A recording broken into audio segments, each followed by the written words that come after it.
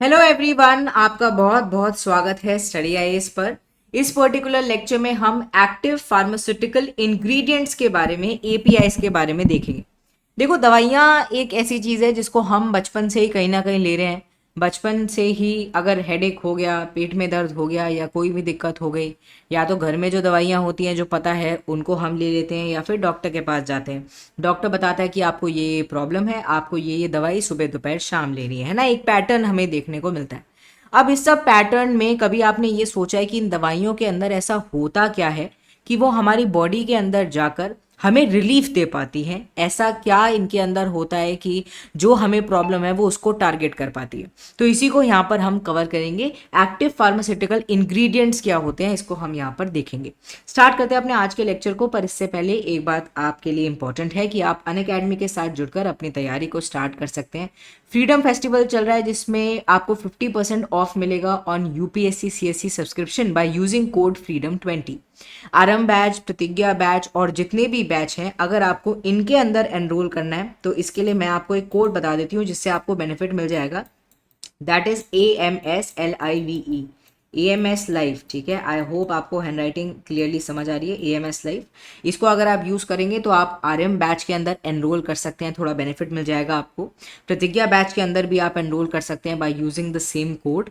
Monthly current affairs magazine Unacademy की आपके सामने है, Hindi as well as English में, तो आप इसको डाउनलोड कर सकते हैं। एंड फाउंडेशन सक्सेस प्रोग्राम से भी आप जुड़ सकते हैं। ठीक है, यहाँ पर आप देख सकते हैं फाउंडेशन सक्सेस प्रोग्राम में ये सब टीचर्स आपको पढ़ाने वाले हैं। चलो, अब देखो हुआ क्या है। इंडिया ने स्टार्ट किया है manufacturing 38 active pharmaceutical ingredient in the last 1.5 year. तो 1.5 साल के अंदर अंदर हमने जो एपीआईज हैं उनके ऊपर काम किया है, एंड एक्टिवली कहीं ना कहीं इसके ऊपर रिसर्च एंड सब कुछ चल रहा है ना। कहीं ना कहीं एक्सपेरिमेंट्स भी चल रहे हैं।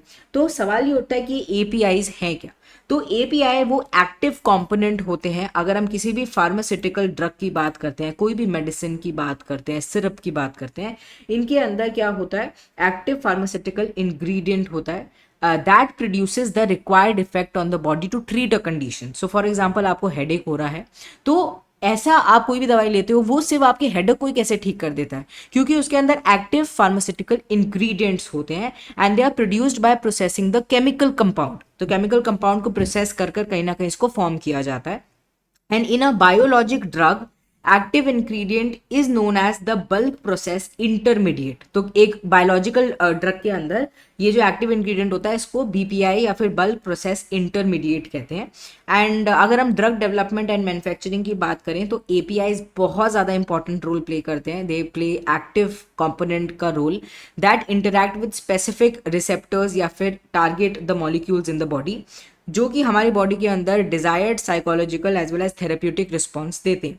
तो जो मेडिसिन हम ले रहे हैं उसके अंदर जो एक्टिव कंपाउंड होता है, जो कि बेसिकली हमारी बॉडी को चाहिए, उसको हम कहते हैं एक्टिव फार्मास्यूटिकल इंग्रेडिएंट। अब हर ड्रग के अंदर दो कंपोनेंट हमें देखने को मिलते हैं।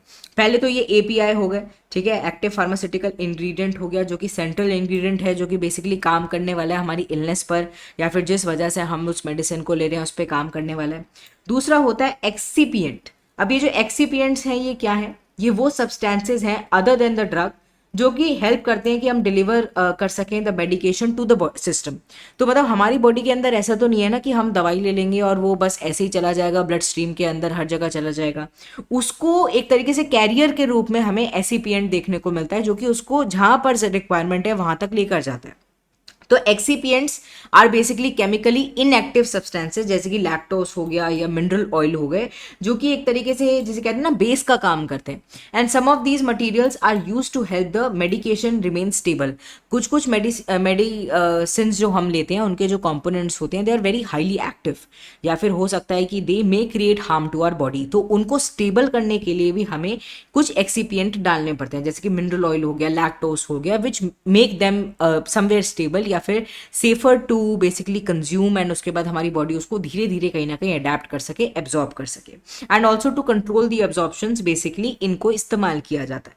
तो किसी भी दवाई के अंदर आपको ये याद रखना है, किसी भी ड्रग के अंदर दो चीज़ें होती हैं। एक तो होता है एक्टिव फार्मास्यूटिकल इंग्रेडिएंट जो कि मेन होता है, जिसका ही कहीं ना कहीं हम समझ सकते हैं कि ऐसे केमिकल्स होते हैं जो कि हमें पता है कि हाँ हमें हेडेक हो रहा है तो ये यहीं पर इफेक्ट देगा, पर वहां तक उसको पहुंचाने के लिए भी तो उनको एक कैरियर चाहिए, वो होता है एक्सीपिएंट, लैक्टोज हो गया, मिनरल ऑयल हो गया, ठीक है, ऐसे हो गया। तो एग्जाम्पल यहाँ पर बताया हुआ है कि अगर आपको हेडेक हो रहा है एंड आप ऐसी टेमेनोफिन लेते हैं, वो क्या है, वो एक तरीके का एक्टिव फार्मास्यूटिकल इंग्रेडिएंट है।